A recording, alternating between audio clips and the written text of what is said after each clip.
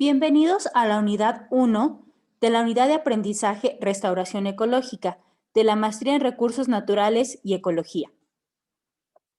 En esta unidad vamos a revisar los conceptos, cómo son las diferencias entre restauración ecológica y ecología de la restauración. También vamos a ver el origen histórico de la restauración ecológica y la problemática social, así como algunas discusiones filosóficas. Sin embargo, estos dos últimos puntos vienen incluidos en la actividad que se les ha asignado. En primer lugar, vamos a hablar sobre lo que es restaurar. Bueno, de acuerdo a la Real Academia de la Lengua Española en el 2020, restaurar viene del latín restaurare y es un verbo transitivo. Este verbo transitivo significa recuperar o recobrar. También significa reparar, renovar o volver a poner algo en un estado o estimación que antes tenía. Y bien, ¿qué es ecología? Bueno, ecología proviene del griego oikos, casa y logos, ciencia. Entonces, la ecología es la ciencia que estudia nuestra casa, tomando como nuestra casa al planeta Tierra. De acuerdo a Sutton y Harmon, en 1994, la ecología puede interpretarse como la ciencia que estudia las relaciones de los seres vivos entre sí y su hábitat, porque los seres vivos no están de manera aislada, sino que interactúan con los componentes químicos, físicos y medioambientales. Y por tanto, se tienen relaciones entre los elementos bióticos y los elementos abióticos.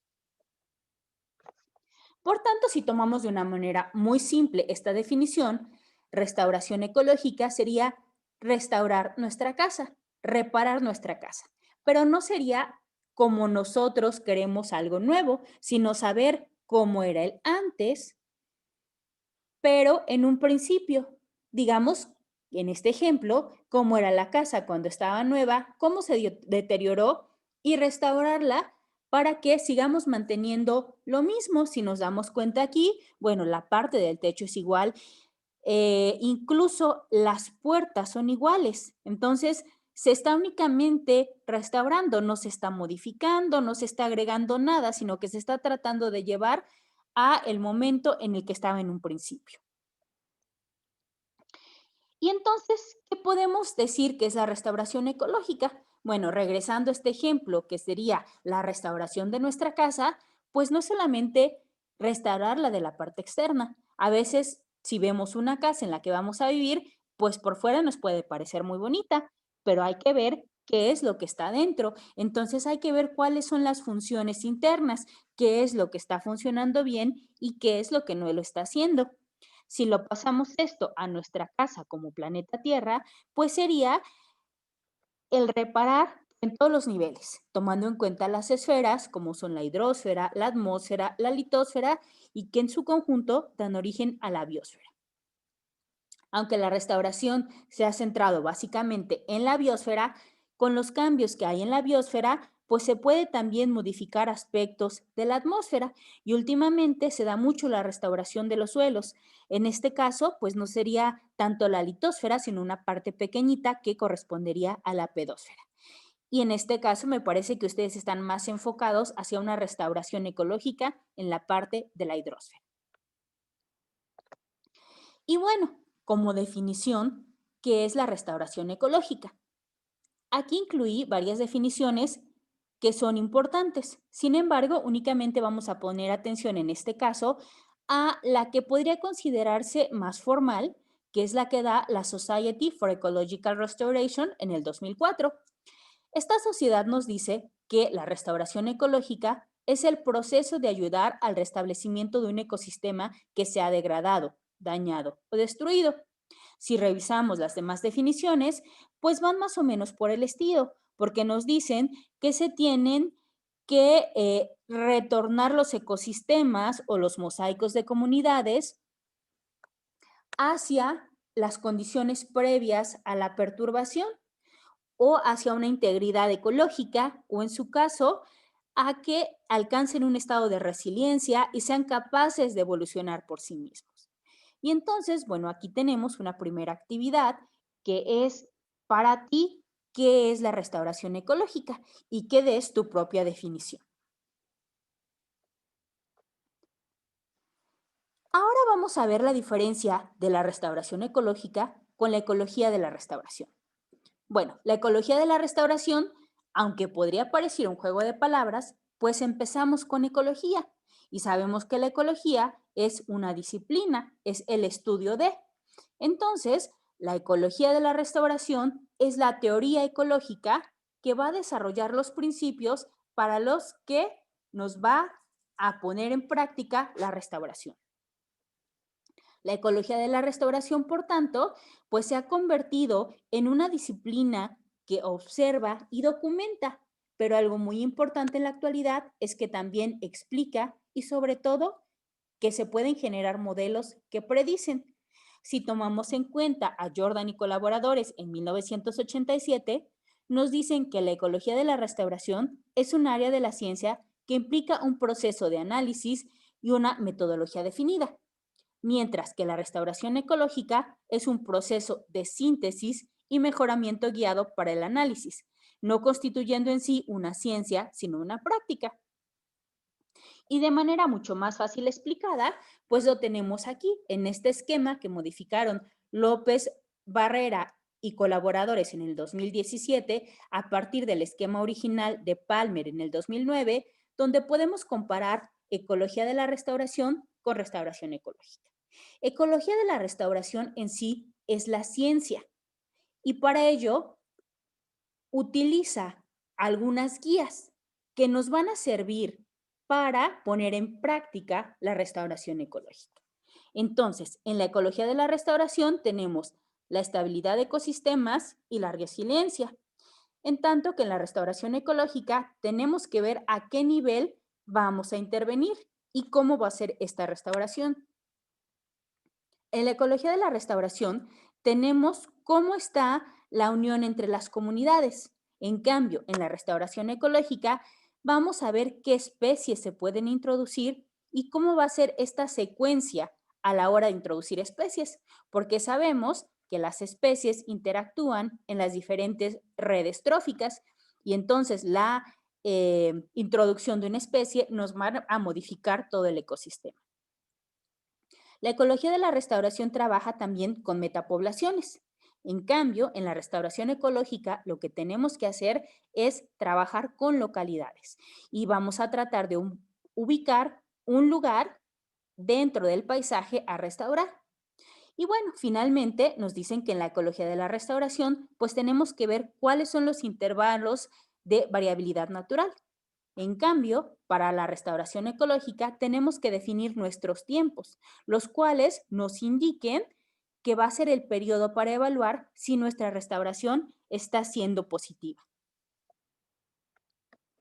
Y ahora, pues regresando a nuestra casa, el planeta Tierra, hasta ahorita como que en teoría todo va muy bien, pero tenemos que tomar en cuenta que hemos creado muchas modificaciones en él y que además, pues no es algo nuevo. El planeta Tierra tiene 4.500 millones de años de antigüedad y a lo largo de su historia ha tenido diferentes etapas.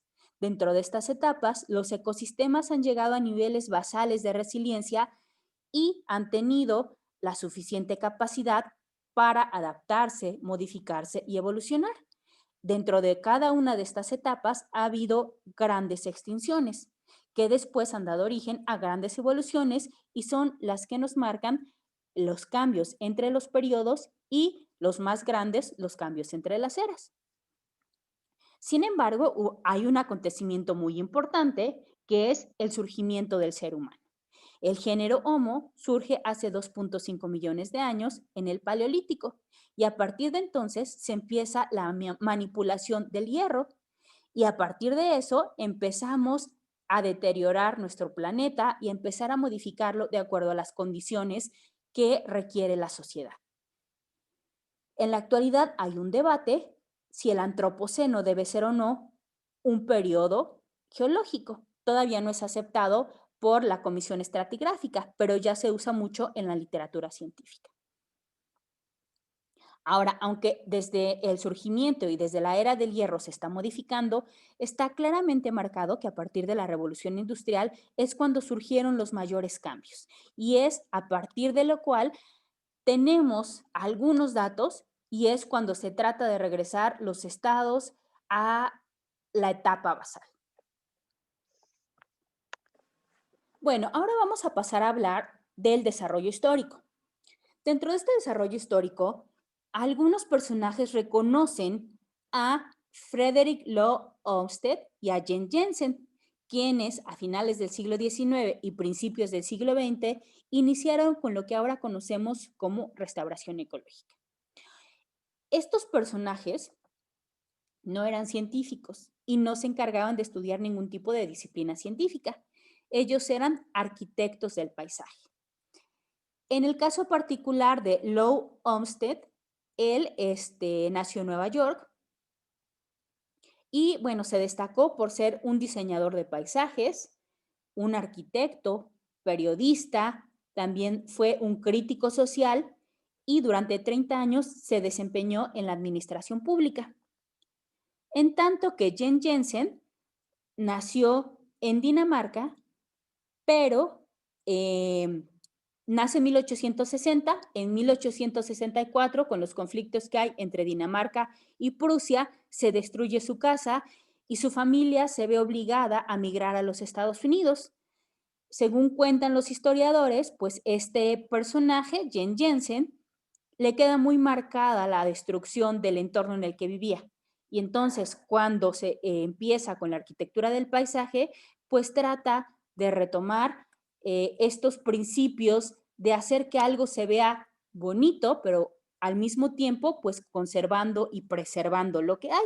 Y ellos tienen legados de sitios que en la actualidad se consideran sitios históricos. Y aquí va su segunda actividad, que es la arquitectura del paisaje. Yo recomiendo que tomen esta dirección de internet, What is Landscape Architecture, pero pues obviamente la pueden realizar con el material bibliográfico que ustedes elijan, siempre y cuando pongan la bibliografía. Continuando con este desarrollo histórico, tenemos a otra persona muy importante que a veces es al que se le conoce como el que inició la restauración ecológica. Es más conocido que Lou Olmsted y que Jane Jensen, y este es Aldo Leopold. En 1935, él junto con un grupo de colaboradores que se empiezan a organizar, fundan la Civilian Conservation Corporation. Y lo que hacen es que en las praderas de Wisconsin empiezan una replantación de vegetación y, bueno, al final terminan restaurando 25 hectáreas. Posteriormente, esta área es comprada por la Universidad de Wisconsin y en la actualidad, pues, es parte del Arboretum de Madison, que es parte de la universidad y donde se llevan a cabo muchos estudios de restauración y también de enseñanza. Para la década de 1940, otros dos personajes son John Curtis y Max Parch. Ellos lo que hicieron fue hacer un experimento para ver cómo afectaba el fuego en el mantenimiento de las praderas, resaltando la parte positiva del fuego dentro de los ecosistemas. Si nos hemos dado cuenta hasta ahora, hemos hablado de personas que no están relacionadas con el ámbito académico.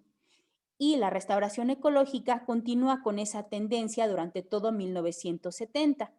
Básicamente, los que hacen restauración ecológica son personas que lo hacen por amor a la naturaleza, que son simplemente aficionados, pero no están para nada relacionados con la academia o con la investigación. Otro personaje extremadamente importante es Stephen Packard. En 1977, él, siendo un silvicultor, es decir, que se encarga de la parte de la restauración de los árboles, dirige un proyecto de restauración de una pradera, de una sabana y de un bosque. Por su gran trabajo y su gran labor, fue entrevistado en una gran cantidad de programas de televisión, de radio y también en medios impresos, y él lo que resaltaba es que no estaba interesado ni en la agricultura, ni en la ecología, sino que lo que él pensaba es que la naturaleza necesitaba ayuda para mantenerse. Fue tanto su trabajo y tanto su capacidad de liderazgo que para 1993 había más de 5,000 voluntarios colaborando con él y se encontraban restaurando 200 sitios de Illinois. 1970 a 1980 continuamos con la misma dinámica. La restauración ecológica era una forma de producir conocimiento, pero que no se involucraba con la parte académica. Y es hasta 1982 cuando se tiene la primera revista enfocada a restauración ecológica, Restoration and Management Notes. El primer editor fue William Jordan III. Y 5 años después, en 1987, aparece la primera colección de artículos que se llama Ecological Restoration. Ahora, ya habíamos hablado de la Society for Ecological Restoration, cuando hablamos de la definición de lo que es restauración ecológica, y bueno, hasta el momento es la sociedad que tiene mayor peso y que tiene mayores decisiones sobre la restauración ecológica. Se establece en 1987, aquí está el vínculo de internet, por si quieren entrar a la página y ver cuáles son los seminarios que tienen planeados a lo largo del año y qué es lo que se encarga de hacer esta sociedad. Y bueno, aquí como ya estamos entrando al campo de la academia, pues de 1989 a 1993 se empiezan a publicar varios libros relacionados a la restauración ecológica y se publica la segunda serie de la Environmental Restoration, ahora editada por John Berger. Pero obviamente, como ya estamos dentro de la academia, pues entonces ya empiezan a surgir corrientes filosóficas. Y aquí destacan dos personajes. Uno es Anthony Bradshaw. Anthony Bradshaw es un inglés que tiene una formación como biólogo y él sugiere que la restauración debe ser una ciencia, pero debe ser una ciencia donde tenemos que englobar la parte de ser un buen científico con la parte de ser un restauracionista con éxito. En contraparte, tenemos a Eric Higgins, que es un canadiense con una formación como ecólogo y filósofo. Y él opina que Bradshaw tiene una idea muy ingenua de lo que es la restauración ecológica. Y que esta idea ingenua, pues considera que la ciencia es austera y desinteresada, lo que ya sabemos que no es cierto. Y también en esto considera que su visión es estrecha, por lo que no podría funcionar dentro de la práctica de la ecología de la restauración. Y como ya surgieron aquí estas cuestiones de diferencias y puntos de vista académicos, pues entra también la parte de la filosofía de la ciencia. Y dentro de la filosofía de la restauración ecológica destacan dos corrientes filosóficas. La primera de ellas está liderada por Katz y por Eliot. Eliot es el que más se hace hincapié porque él escribe un trabajo que se llama Faking Nature o falsificación de la naturaleza. Eliot dice que no se puede restaurar ningún daño que se haya hecho a la naturaleza por parte del ser humano. A esto se le llama la tesis de la restauración. Es como, por ejemplo, si nosotros rompemos una taza y después la pegamos, aunque tengamos todas las partes, pues se van a ver las fracturas. Y aún si le damos un terminado especial, pues si se le hace un escaneo, se va a ver que hay una fractura. Hay otros autores que son más benevolentes y entonces estos autores tratan de como dividir la restauración en dos partes. Una a la que le llaman la maliciosa y que sería la que describe Eliot, y la otra a la que le llaman benevolente. La benevolente es la que supuestamente tenemos que practicar y que se trataría de remediar el daño que se le ha hecho a la naturaleza. Obviamente en esto destacan que no es justificable que se dañe a la naturaleza. Sin embargo, si el daño ya está hecho, pues tenemos que repararlo. Y pues a esto nos vamos a ir también a algo muy básico, pero que nos sirve para entender perfectamente qué es restaurar y cómo debemos restaurar. En esta pintura, que es un mural, que es el famoso Ecce Homo, que se hizo famoso por las razones incorrectas en el 2012, bueno, es una pintura que se encuentra en una capilla de España. La pintaron originalmente en 1930 y pues con el paso de los años había sufrido algunos daños y estaba deteriorada. Y una vecina de la localidad se ofreció a restaurarla. Pero esta persona no tenía ningún tipo de conocimientos sobre pintura y sobre restauración. Y entonces lo que creó pues fue este tipo de monstruo, de cierta forma, dentro de la pintura y la dañó totalmente. Entonces, ¿qué es lo que ocurre? Pues que tenemos que tener muchísimo cuidado a restaurar. Y en este año, ahora durante la cuarentena, ocurrió algo semejante. Afortunadamente esto fue con una copia, la Inmaculada de Murillo, que está en el Museo del Escorial, y causó tanta indignación que la Asociación Profesional de Conservadores, Restauradores de España, la ACRE, hizo un comunicado para que los medios de comunicación no nombraran a esto restauración y dijeron que ellos esperaban que ningún profesional que no tuviera la formación académica pudiera realizar este tipo de trabajos, porque si no, lo que se estaba haciendo no era restaurar, sino era atentar contra el patrimonio y que no podía confundirse eso con una intervención de conservación-restauración. Si aplicamos esto a los ecosistemas, pues tenemos que hacer una restauración contando con las suficientes bases o conocimientos académicos para poder ser aptos para restaurar, porque si no lo que vamos a hacer va a ser atentar y dañar el patrimonio natural del mundo. ¿Y a qué viene esto? Pues bueno, a lo mejor sin llamarlo como tal restauración ecológica, se han hecho muchos cambios en México. De los más notables son la vegetación. Podríamos poner innumerables ejemplos, pero voy a hablar aquí exclusivamente de dos. El primero tenemos en la imagen de arriba la casuarina, también llamada el pino de los tontos o el pino australiano. ¿Por qué? Pues porque si lo vemos únicamente de lejos parece como si fuera un pino, pero si lo observamos más de cerca nos damos cuenta que sus hojas no son acículas, sino que son hojas que tienen como diferentes fragmentos que están articuladas. Además, pues los pinos son gimnospermas y este es un angiosperma, incluso tiene flores.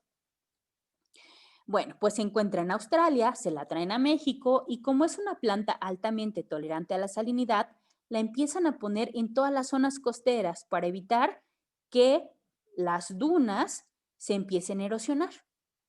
Y entonces es una planta que no tiene nada que hacer ni en México y mucho menos en las zonas de dunas mexicanas.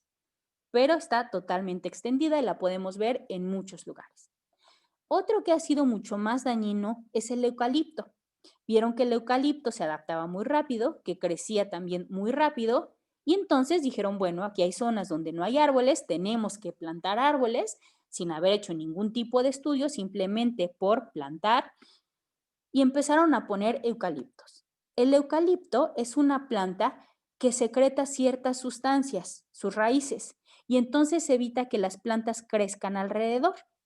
Y lo que ha hecho este eucalipto es que la vegetación nativa pues ya no puede crecer donde plantan un eucalipto y entonces de pronto tenemos zonas que son monocultivos.